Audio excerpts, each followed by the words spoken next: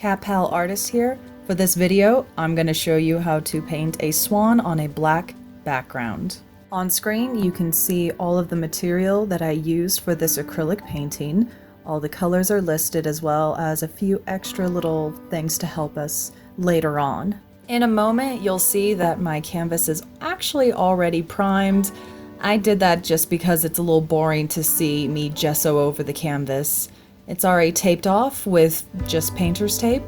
The white that you see, it's just chalk. I really like to use chalk to draw out my design before I get started painting. Right now I'm just going through laying down some of the highlights in the water, putting down a little bit of my color for the greenery. Basically, to start off, I like to block in all the colors I use and build from there. For a dark painting, I caught on real quick that you need to slowly build up the highlights. That's how come you see more of a wash of color as we go along. I'm trying to slowly bring up the values as I go, and I'm also kind of playing around with the different shades. You can see the wing in the back is shades of blue, just so that way it looks more like it's fading into the background. Same with the tail feathers, way in the back. I start with those first because background items should be painted first. That way, as I go through and I start layering on the top feathers, it'll look more natural, like they're actually layered on top of each other. It's a very ordinary, basic idea, but I'll tell you, it took me a while to realize that if you want something to look like it's in the foreground, paint it in the foreground. Very obvious.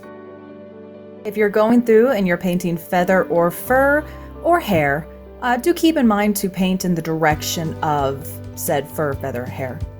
I'm switching things up a little bit on the head and the neck. You can see I'm doing more little tiny dabs, and in a moment I'll do a slow shot so you can see I'm going to be doing more little swirls as we go along.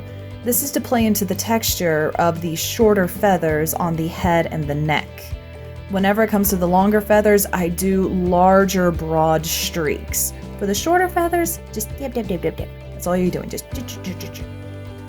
As we go on, I'm still trying to just slowly build up the values. I'm pushing some of the shade, I'm pushing some of the highlights, trying to make it all more gradual. At this point, you might be curious as to why I like using a square brush instead of maybe just a round one. I do that on purpose. I like the square brush because whenever I paint with its thin side, because we all have that thin side, it makes for thinner lines. That helps me to get some of those sharper points on the ends of the feathers.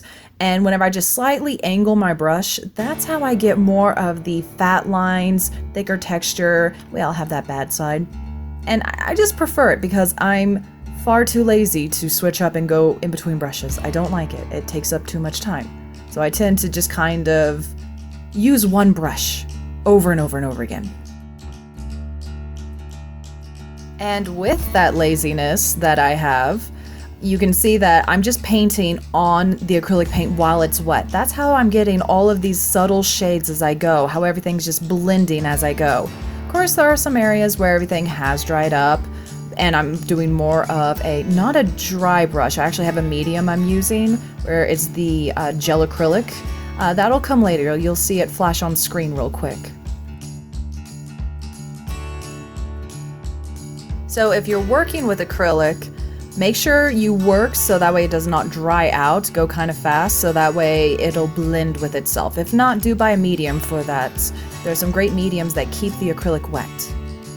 And throughout this entire thing, I'm seriously just building up more and more highlights slowly. Same with some of those shadows. I really pushed some of them to be extra dark where it was suitable.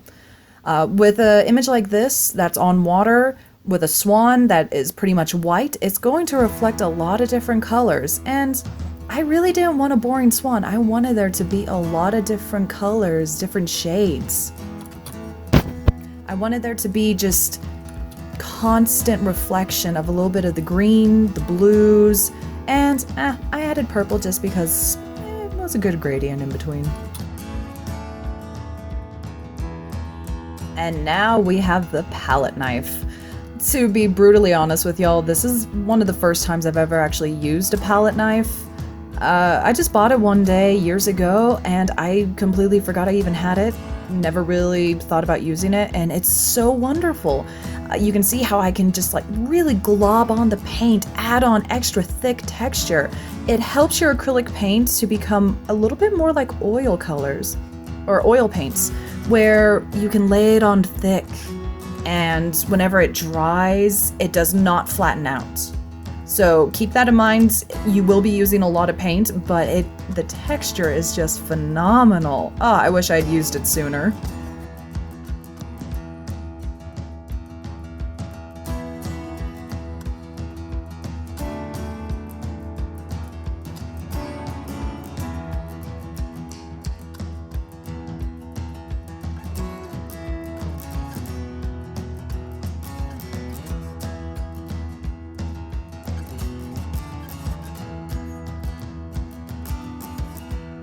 The reflection of the water I'll get back to. Right now it looks a little bit like a hot mess, but yeah, we'll fix it later. Don't worry about it. And for anyone who's wondering about the little black shadow, that is my cat Salem. You'll see him again later on. Don't worry, you'll see him. Whenever it comes to the vines and the leaves and everything around the swan, I did not show everything because it became incredibly redundant. So for now, I'm just showing y'all how I lay down all the colors, try to get the idea. And here's the part where I'm just showing you how I push and pulled between the highlights and the shading and added in some of the little veins inside of the leaf. And I also added a few little tiny drops of water. I reshaped the leaf with some of the black whenever it got just a little out of hand, you know. Sometimes with acrylic, if it gets out of hand, you gotta show it who's boss. You just kind of push it around a little. Don't let it push you. For the hearts, I'm doing the same thing. I didn't want it to be too dramatic whenever it comes to the overall color palette. I did want it to stand out, but that's how come it's more of an orange-red hue. Same with the beak. I still wanted there to be colors that kind of reflected what was already inside of my entire composition without it being just too glaring, like, oh, look, a red heart. And for anyone who's wondering why is there a red heart, because I like strange and unusual things. So there you go. And if you see any of my other work, you know I love anatomy. And here we go, back to the reflection. I noticed real quick that with the reflection, even though it can be very tempting to add a lot of these little highlights that are catching on the crest of the little tiny ripples in the water, don't overdo it. That's how come you see me go back and forth between the highlights and that black and a little bit of blue. You want it to be a bit more subtle. So that's how come I really struggled with it. Ripples in the water were just so, they're a bit abstract, hard to follow. Down in the water, I was just adding veins that are also acting as a little bit of underwater roots. Oh, and there's my little Salem boy. He really loves to get in there. There's a chunk in here, right here, where he just sat in my lap. He insisted on being on camera. So I sat on my lap. He's just kind of watching. I'm doing the same thing with the vines that I've done with everything else. I laid down the vines first, have them bigger at the base. They get thinner at the tip as they go along. In order to make some of them stand out more, I added on highlights. I made sure that some of them just faded away too. To finish this off, I removed the tape, and then I'm adding on that varnish. That's Gamblin varnish. It's really great for acrylic. I just recently started using it, and oh, it makes the colors pop. Oh, it's so beautiful. I really recommend anyone to try it. So thanks for watching. Please leave a comment and let me know what y'all think, and how I can improve as well. Please let me know. Thank you.